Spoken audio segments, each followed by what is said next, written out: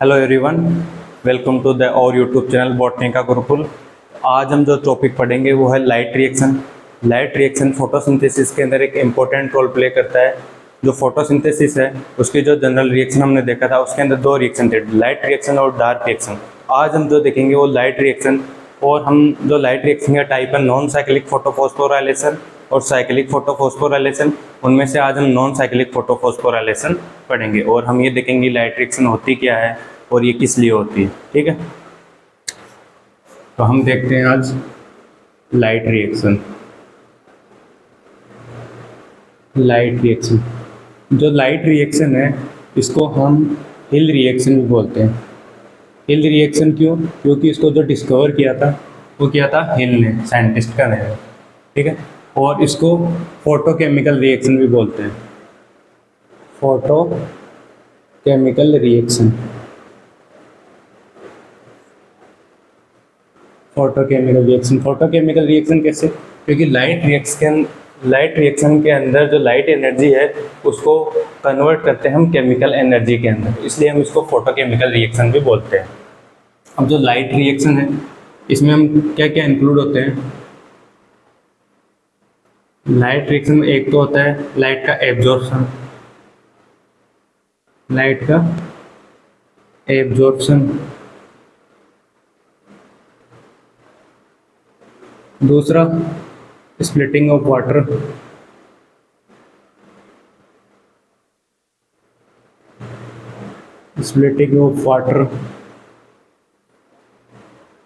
तीसरा इसमें release of O2,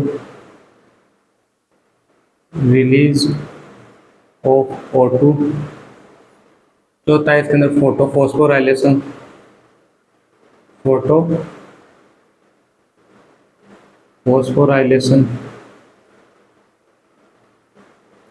अब फोटोफॉस्फोराइलेशन में क्या होता है? Photo mean light, phosphorylation mean phosphate add करना। इसके अंदर हम करते हैं फॉस्फेट ऐड करते हैं in presence of light, phosphate add in presence of light. अभी हमारा ADP है, इसमें फॉस्फेट ऐड करेंगे इसकी लाइट की प्रेजेंस में और ATP बनाएंगे। यह फोटोफॉस्फोराइलेशन। एक इसके अंदर होता है फोटो रिडक्शन,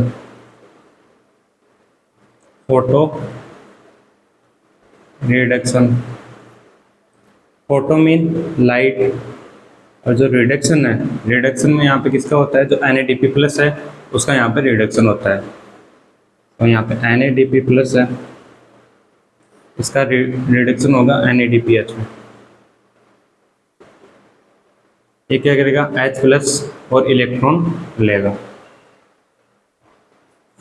अब जो हमारे पास लाइट रिएक्शन है इसके अंदर हमें फोटो सिस्टम की रिक्वायरमेंट होती है, फोटो सिस्टम की रिक्वायरमेंट होती है। इसमें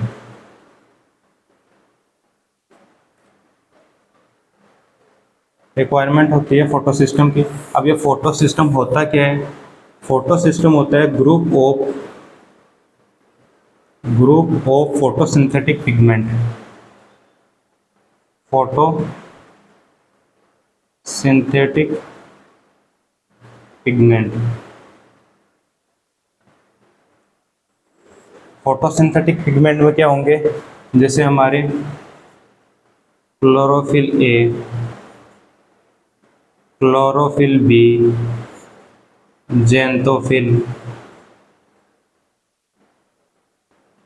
जेंथोफिल और केरोटीन।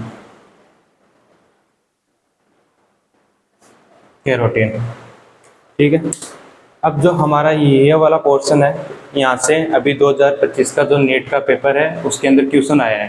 क्वेश्चन में क्या पूछा है कि जो ये फोटोसिंथेटिक ये पिगमेंट्स है ये कौन कौन से कलर शो करते हैं।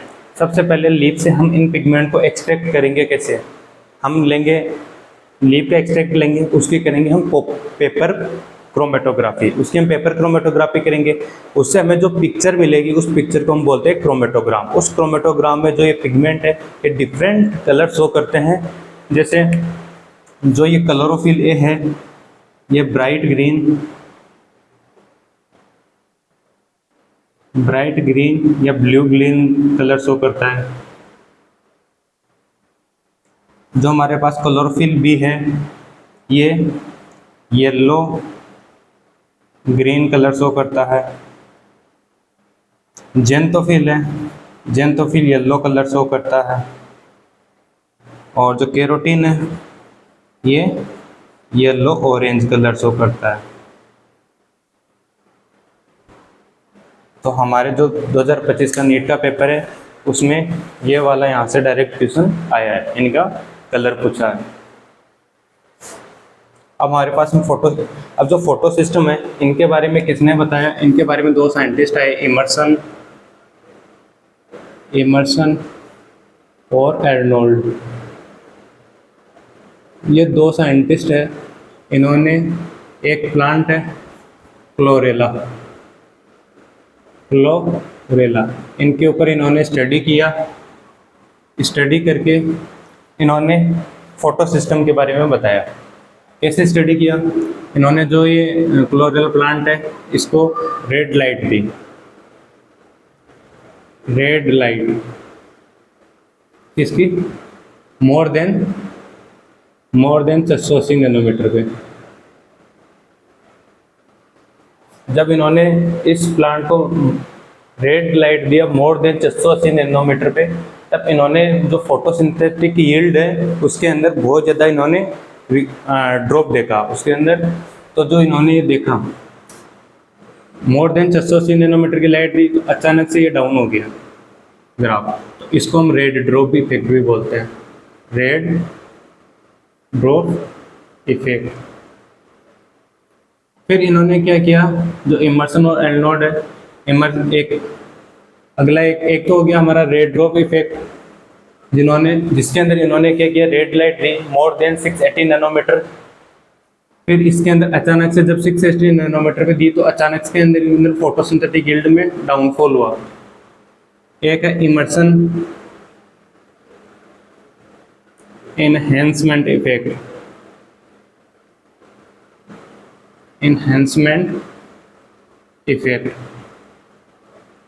इसके अंदर इन्होंने क्या किया,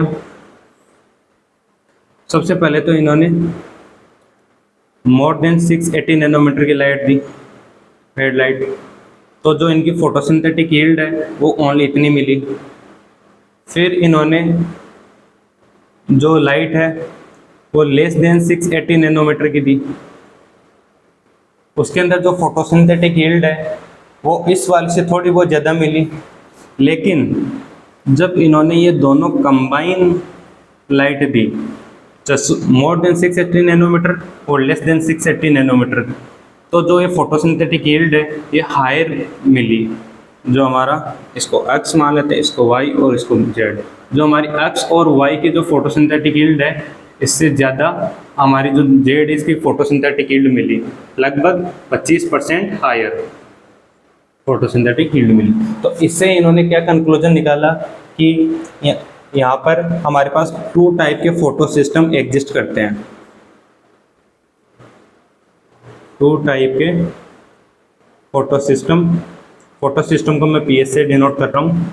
फोटो सिस्टम एग्जिस्ट करते हैं, जो है कौन सा, फोटो सिस्टम फर्स्ट और फोटो सिस्टम सेकेंड। अब जो फोटो सिस्टम फर्स्ट है और फोटो सिस्टम सेकेंड, जो फोटो सिस्टम सेकेंड है ये वाला 680 नैनोमीटर वेवलेंथ लाइट एब्जॉर्ब करता है। और जो फोटो सिस्टम फर्स्ट है इसका जो पीक पॉइंट है लाइट एब्जॉर्प्शन का वो है 700 नैनोमीटर। तो इस प्रकार हमारे 2 फोटो सिस्टम आए, ठीक है, photo system first and photo system second. अब इन फोटो सिस्टम के बारे में देखते हैं।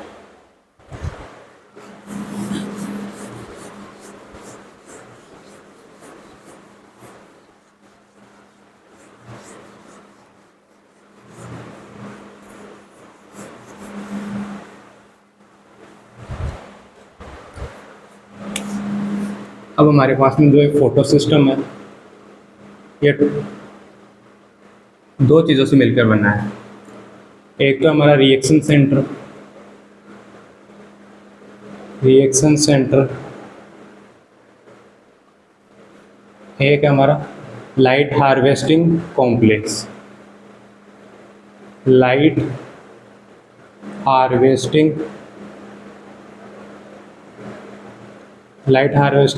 कॉम्प्लेक्स। जो रिएक्शन सेंटर है इसको हम और क्या बोल सकते हैं? Trap centre. ट्रैप सेंटर ये क्या करता है? जो लाइट एनर्जी है उसको ट्रैप करता है और उसको केमिकल एनर्जी में कन्वर्ट करता है। LHC है, इसको हम एसेसरी पिगमेंट भी बोल सकते हैं। एसेसरी पिगमेंट्स, और इसको हम एंटीना पिगमेंट्स। जो रिएक्शन सेंटर है इसके अंदर हमारा क्लोरोफिल A होता है, और जो एसेसरी पिगमेंट है इनके अंदर हमारे पास में क्लोरोफिल B,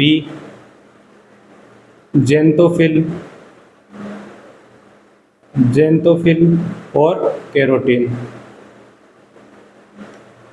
जो हमारे पास में एसेसरी पिगमेंट है इनका नंबर 250 to 400 मॉलिक्यूल के समथिंग होता है। ठीक है, तो अभी हमने फोटो सिस्टम में क्या देखा था? ग्रुप ऑफ फोटोसिंथेटिक पिगमेंट, जिसके अंदर हमारे एक्सेसरी पिगमेंट हो गए around 250 to 400 molecule and chlorophyll है जो कि रिएक्शन सेंटर है। इतनी चीज़ आपको समझ में आई? अब आगे देखते हैं। अब जो फोटो सिस्टम फर्स्ट है इसके अंदर जो रिएक्शन सेंटर होगा वो होगा क्लोरोफिल A 700, और जो लाइट हार्वेस्टिंग कॉम्प्लेक्स होगा उसको बोलेंगे हम LHC फर्स्ट। और जो हमारे पास में फोटो सिस्टम सेकेंड है इसमें जो क्लोरोफिल A होगा वो होगा 680 नैनोमीटर, क्योंकि जो मैक्सिमम एब्जॉर्प्शन पीक है जो फोटो सिस्टम सेकेंड में एक 680 नैनोमीटर पे शो करता है, और जो फोटो सिस्टम फर्स्ट है इसके अंदर जो क्लोरोफिल A है वो मैक्सिमम एब्जॉर्प्शन पीक 700 नैनोमीटर के अंदर शो करता है, और इसके अंदर हमारा LHC कौन सा होगा? सेकेंड। ठीक है,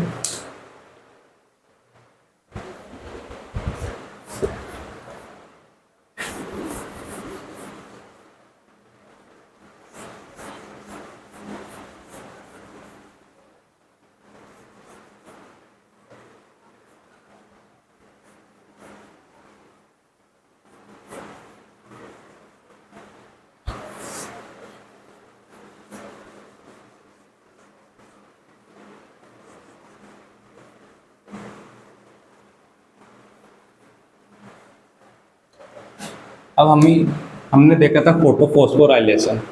क्या?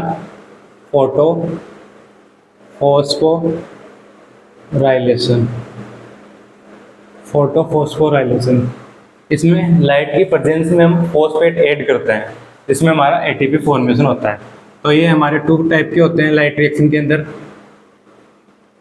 2 टाइप के होते हैं। पहला है नॉन साइक्लिक फोटोफॉस्फोराइलेशन।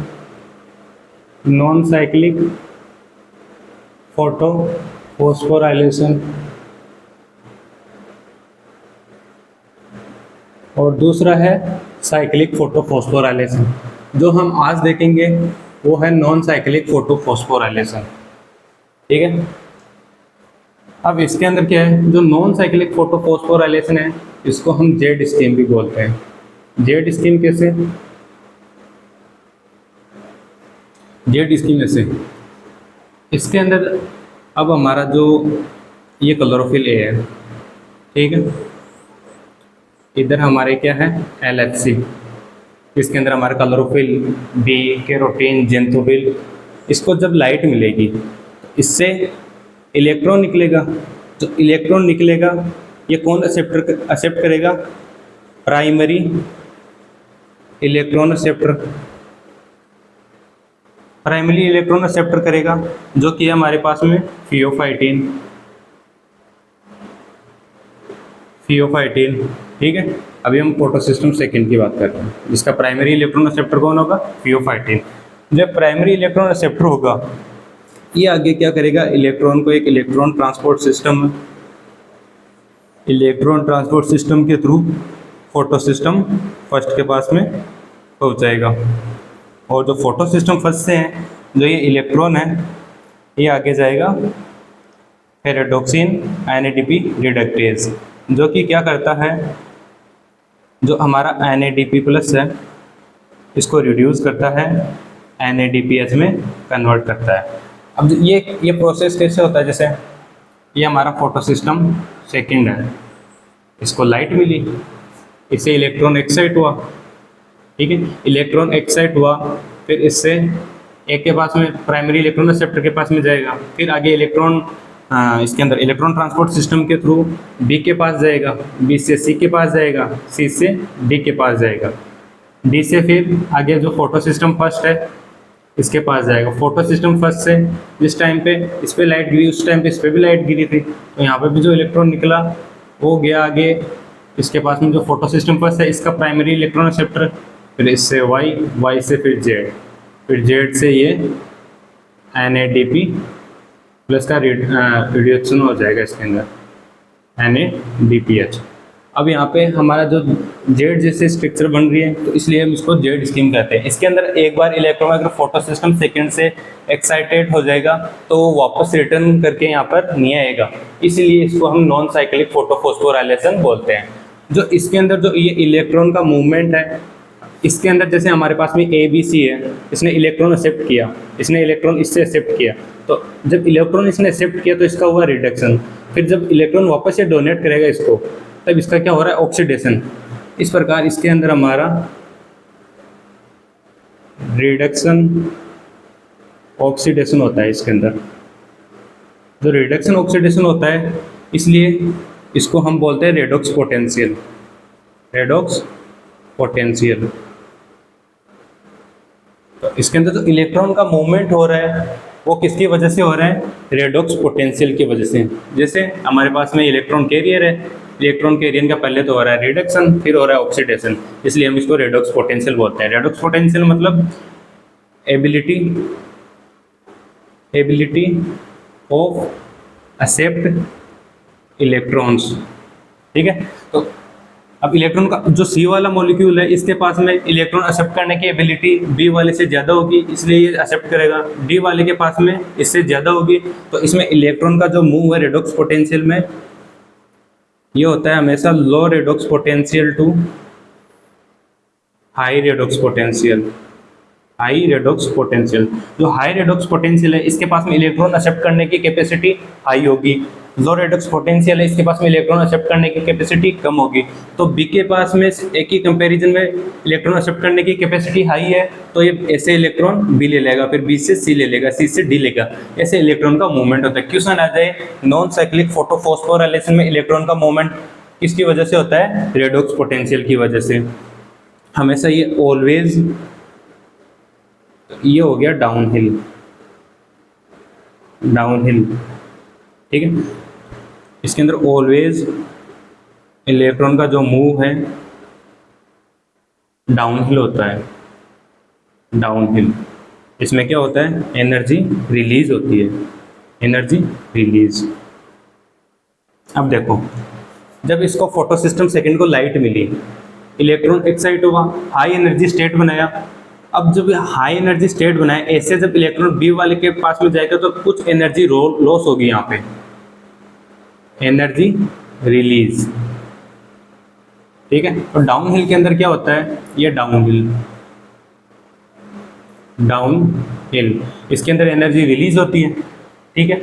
और यहाँ पे ये हुआ अपहिल, अपहिल में क्या होता है, एनर्जी यूज होती है। इसने लाइट एनर्जी यूज करके इलेक्ट्रॉन एक्साइट स्टेट में गया तो लाइट एनर्जी का यूज किया, तो ये अपहिल प्रोसेस, ये यहाँ पर ये भी अपहिल प्रोसेस। क्यों, क्योंकि लाइट मिली, इलेक्ट्रॉन एक्साइट हुआ। और ये वाली डाउनहिल प्रोसेस,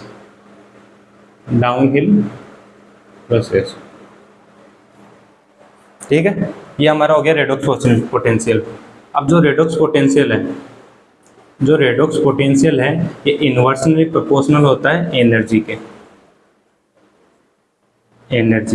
कैसे, अब देखो इसकी एनर्जी बहुत ज़्यादा है और इसका रेडॉक्स पोटेंशियल बहुत कम है। इन दोनों का कंपैरिजन करें, यहाँ पे एनर्जी कुछ लॉस होगी तो इसकी एनर्जी इसके कंपैरिजन में तो कम है, तो इसमें क्या एनर्जी कम होती जा रही है और इनका रेडॉक्स पोटेंशियल इनका बढ़ता जा रहा है। इसका रेडॉक्स पोटेंशियल बहुत ज़्यादा है कंपेयर टू इसके, तो इलेक्ट्रॉन का मूवमेंट रेडॉक्स पोटेंशियल के बेस पे हो रहा है।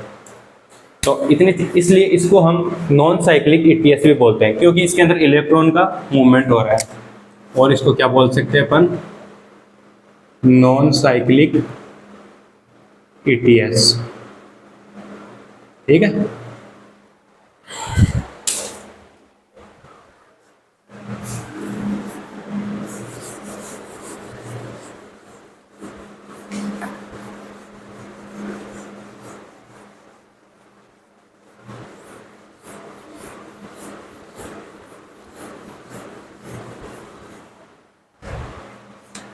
अब देखो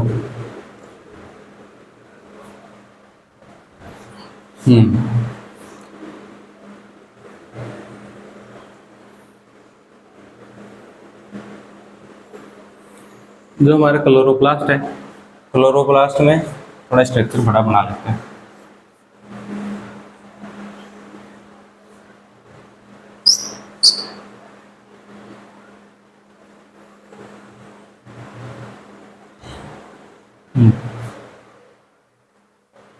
जो ये हमारा क्लोरोप्लास्ट है, क्लोरोप्लास्ट के अंदर थाइलेकोइड स्ट्रक्चर होती है। तो ये हमने जो स्ट्रक्चर बनाया है ये है थाइलेकोइड। थाइलेकोइड जब हमने फोटोसिंथेसिस देखा था उसके अंदर हम देखते हैं कि जो लाइट रिएक्शन है, लाइट रिएक्शन होती है थाइलेकोइड मेम्ब्रेन के अंदर, और जो डार्क रिएक्शन होती है वो स्ट्रोमा के अंदर। ठीक है, तो जो ये बाहर का पोर्शन है ये है क्लोरोप्लास्ट का स्ट्रोमा और ये है हमारा थाइलेकोइड। ठीक है, अब ये है थाइलेकोइड मेम्ब्रेन। तो अब हमारा जो फोटो सिस्टम सेकेंड है ये मेम्ब्रेन के इनर साइड प्रेजेंट होता है। जब इसके ऊपर लाइट गिरेगी, ठीक है, तो यहाँ से एक इलेक्ट्रॉन एक्साइट होगा, तो वो प्राइमरी इलेक्ट्रॉन एक्सेप्टर कौन है इसके अंदर, फियोफाइटिन। और यहाँ पे ऑक्सीजन इवॉल्विंग कॉम्प्लेक्स जो वाटर ब्रेकर एंजाइम है वो होगा, और यहाँ पे H2O का ब्रेकडाउन होगा। H2O का ब्रेकडाउन होगा तो 4H plus 4 electron plus O2। हमने यहाँ पे 2H2 इसलिए लिया क्योंकि हमें एक O2 रिलीज करना है। ठीक है, तो यहाँ पे हमारे कुछ मिनरल्स की भी रिक्वायरमेंट होती है जब ये ऑक्सीजन इवॉल्विंग कॉम्प्लेक्स वर्क करता है। एक तो है Mn2 प्लस, कैल्शियम 2 प्लस और क्लोरीन। जो हमारा Mn2 प्लस है इसका हमारे पास मेजर रोल होता है इसके अंदर। अब फियोफाइटिन के पास में इलेक्ट्रॉन गया, तो अब जब 1 लाइट मिली, मतलब लाइट की 1 यूनिट को हम बोलेंगे क्वांटा। जब 1 क्वांटा लाइट मिली तब एक इलेक्ट्रॉन एक्साइट हुआ, लेकिन जो फियोफाइटिन है, फियोफाइटिन रिड्यूस होता है 2 इलेक्ट्रॉन लेने के बाद में। ये बोलता है कि भाई मेरे को तो 2 इलेक्ट्रॉन दो तब मैं रिड्यूस होऊंगा। तो इसके पास में ये दूसरी क्वांटा लाइट आई, ये फर्स्ट क्वांटा लाइट, ये सेकंड क्वांटा लाइट। तब फियोफाइटिन को 2 इलेक्ट्रॉन मिले तब ये रिड्यूस हुआ। जब इसके पास में 1 इलेक्ट्रॉन इसको मिला था तब यहाँ से इसने जो फोटो सिस्टम सेकंड है इसको वापस बैलेंस भी करने को ज़रूरत है, क्योंकि एक इलेक्ट्रॉन इससे एक्साइट हो गया तो ये क्या हो गया, इम्बैलेंस हो गया। तो इसको बैलेंस करने के लिए यहाँ से 1 इलेक्ट्रॉन लिया इसने, फिर ये बैलेंस हो गया। जब इसके पास में सेकेंड क्वांटा लाइट गिरी तब इसके पास में 1 इलेक्ट्रॉन और एक्साइट हुआ, तब एक बैलेंस की और खाली हुई। तो इसको वापस बैलेंस होने के लिए ये इलेक्ट्रॉन कहाँ से लेगा, जो ये वाटर का ब्रेकडाउन किया वहाँ से। अब फियोफाइटिन क्या करता है, ये आउटर मेम्ब्रेन साइड प्रेजेंट होता है, थाइलेकोइड मेम्ब्रेन की आउटर मेम्ब्रेन की तरफ प्रेजेंट होता है। फिर जो फियोफाइटिन है, फियोफाइटिन अपने इलेक्ट्रॉन देगा, इसके अंदर एक हाइड्रोजन पंप है प्लास्टोक्विनोन। प्लास्टोक्विनोन क्या करेगा, 2 इलेक्ट्रॉन फियोफाइटिन से लेगा और 2H प्लस लेगा स्ट्रोमा से। ये बाहर क्या है, स्ट्रोमा, क्लोरोप्लास्ट का स्ट्रोमा से 2H प्लस लेगा, ये बनाएगा PQH2 जिसको हम बोलते हैं प्लास्टोक्विनोल। PQH2 बनाया, PQH2 क्या करेगा, ये मोबाइल हाइड्रोजन कैरियर होता है, मतलब ये मूवमेंट शो कर सकता है। तो ये H2 अंदर ल्यूमन है, ये हमारा थाइलेकोइड ल्यूमन है, इसके अंदर ये 2H प्लस रिलीज कर देगा और वापस प्लास्टोक्विनोन बना लेगा।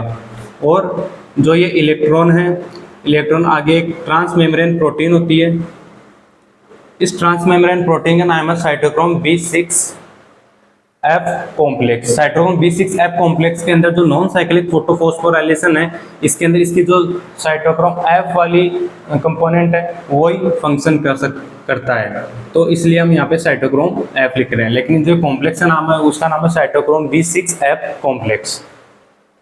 अब इसने अपने इलेक्ट्रॉन दे दिए किसको, साइटोक्रोम F को। साइटोक्रोम F क्या करता है, जो इससे इलेक्ट्रॉन लिए, एक जो थाइलेकोइड मेम्ब्रेन है इसके इनर साइड एक प्रोटीन होती है प्लास्टोसाइनिन, इसको ये दे देगा इलेक्ट्रॉन। जो प्लास्टोसाइनिन है ये एक ब्लू कलर की प्रोटीन है और ये कॉपर कंटेनिंग प्रोटीन है, ये एक मोबाइल इलेक्ट्रॉन कैरियर होता है। अब प्लास्टोसाइनिन क्या करता है, ये एक ब्रिज का काम करता है between photosystem second and photosystem first. जो फोटोसिस्टम फर्स्ट है ये आउटर मेम्ब्रेन साइड प्रेजेंट होगा, तो प्लास्टोसाइनिन क्या करता है, अपने इलेक्ट्रॉन देता है किसको, फोटोसिस्टम फर्स्ट को। अब जो फोटोसिस्टम सेकेंड है एंड फोटोसिस्टम फर्स्ट है ये क्या करते हैं, वर्क करते हैं साइमल्टेनियसली। कैसे, जब फर्स्ट क्वांटा लाइट इसके ऊपर गिरी तब फर्स्ट क्वांटा लाइट इसके ऊपर भी गिरी थी, जब सेकंड क्वांटा लाइट इसके ऊपर गिरी तब सेकंड क्वांटा लाइट इसके ऊपर भी गिरी। तो जिस टाइम यहाँ से 2 इलेक्ट्रॉन निकले उसी टाइम यहाँ से भी 2 इलेक्ट्रॉन निकले थे।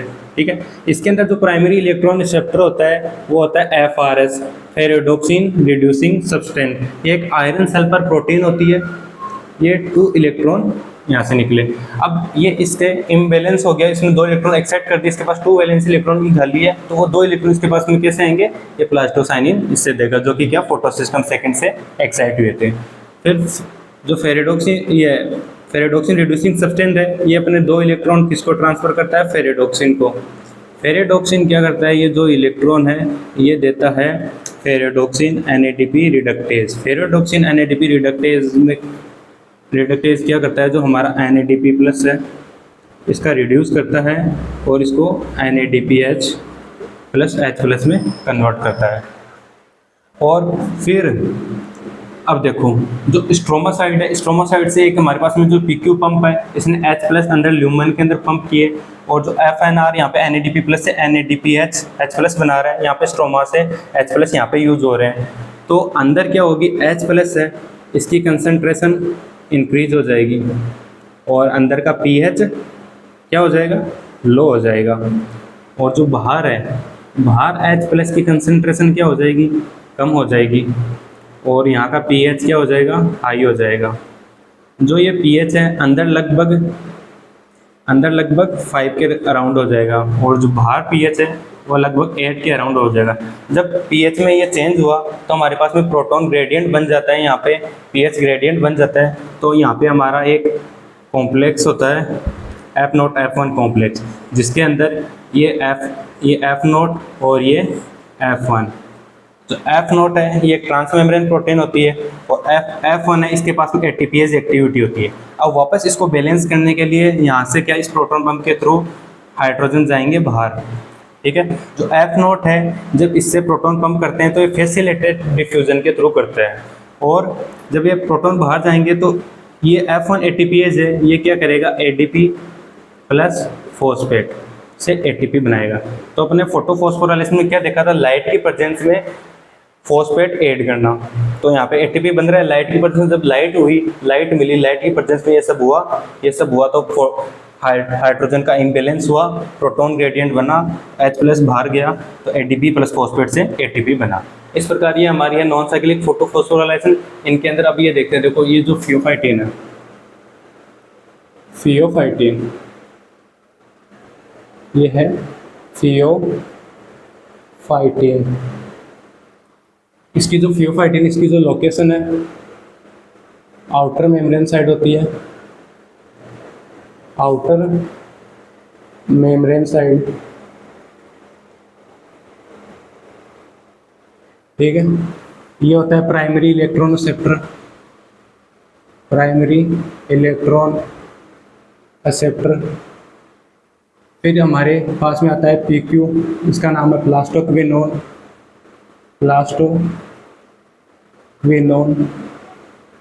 प्लास्टोक्विनोन क्या करता है, इलेक्ट्रॉन लेता है और H प्लस लेता है। जो H प्लस लेता है ये लेता है स्ट्रोमा से, और जो इलेक्ट्रॉन लेता है वो लेता है थियोफाइटिन से। ये लेके ये बनाता है PqS2, PqS2 जिसको हमने क्या बोला, प्लास्टोक्विनोल। प्लास्टोक्विनोल जो PQ है, ये जो H+ है, इनको पंप करता है ल्यूमन के अंदर, थाइलेकोइड ल्यूमन के अंदर। तो इसको हम, ये प्रोटॉन पंप करता है तो इसको हम प्रोटॉन पंप भी बोलते हैं, प्रोटॉन पंप या PQ पंप। जो PQ है, प्लास्टोक्विनोल है, ये हाइड्रोजन कैरियर है, जो कि क्या, H+ और इलेक्ट्रॉन दोनों को एक्सेप्ट, दोनों को ट्रांसपोर्ट में हेल्प करता है, H+ और इलेक्ट्रॉन। ठीक है, फिर हमारे पास में क्या आया, cytochrome B6F complex. Cytochrome B6F complex, तो साइटोक्रोम B6F कॉम्प्लेक्स है, ये एक ट्रांसमेम्ब्रेन प्रोटीन है, ट्रांसमेम्ब्रेन प्रोटीन है। इसमें, इसके पास 3 कंपोनेंट होंगे, हैव 3 कंपोनेंट, 3 कंपोनेंट। कौन कौन से, एक तो है साइटोक्रोम B6, एक होता है साइटोक्रोम F,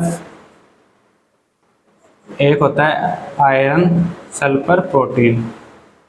तो ये आयरन सल्फर प्रोटीन है, ये क्या करता है, जो साइटोक्रोम B6 है और जो साइटोक्रोम F है, इन दोनों को बाइंड रखने में हेल्प करता है। लेकिन हमारे पास में जो नॉन साइक्लिक फोटोफॉस्फोराइलेशन है, इसके अंदर हमारे पास में जो साइटोक्रोम ओनली F ही वर्क करता है, साइटोक्रोम B6 नहीं करता। जो साइक्लिक फोटोफॉस्फोराइलेशन जब हम अगले लेक्चर में पढ़ेंगे, उसके अंदर ये साइटोक्रोम B6 भी वर्क करता है। ठीक है, फिर हमारे पास में आता है प्लास्टोसाइनिन। क्या, प्लास्टोसाइनिन, ये एक ब्लू कलर की प्रोटीन है, ब्लू कलर प्रोटीन। ये एक कॉपर कंटेनिंग प्रोटीन है, कॉपर कंटेनिंग प्रोटीन। और ये एक मोबाइल इलेक्ट्रॉन कैरियर है, मोबाइल इलेक्ट्रॉन कैरियर। जो प्लास्टोसाइनिन है, इसके अंदर मैंने बताया ये एक ब्रिज का काम करता है, किसको, फोटोसिस्टम सेकंड और फोटोसिस्टम फर्स्ट को कनेक्ट करने के लिए। Work bridge between photosystem first और फोटोसिस्टम सेकंड। ठीक है, ये हमारा हो गया प्लास्टोसाइनिन। फिर हमारे पास में जो फेरेडोक्सिन रिड्यूसिंग सब्सटेंस, फिर अगला है हमारे पास में FRS, इसका नाम है फेरेडोक्सिन रिड्यूसिंग सब्सटेंस। ये हमारे पास में आयरन सल्फर प्रोटीन होती है, आयरन सल्फर प्रोटीन होती है। फिर हमारे पास में फेरेडोक्सिन होता है, फेरेडोक्सिन होता है। फिर आता है हमारे पास में FNR, इसका नाम है फेरेडोक्सिन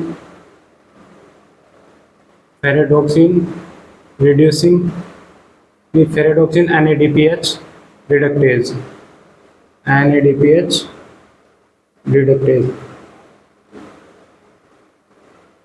रिडक्टेज।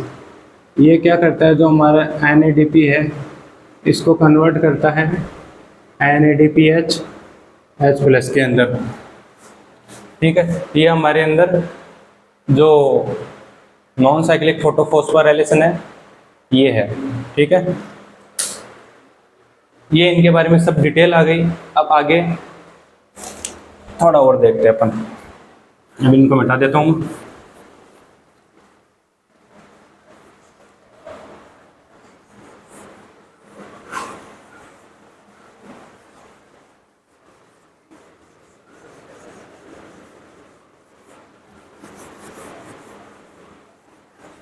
ठीक है, जब हमारे पास में 2H2O का यूज़ हुआ तो 1O2 प्रोडक्शन हुआ। और अब देखते हैं अपन 4 1O2 production. For 1 auto production. 1 auto production के लिए कितने H2O का ब्रेकडाउन हुआ? 2 H2O का ब्रेकडाउन हुआ, 2 H2O का ब्रेकडाउन हुआ। ठीक है,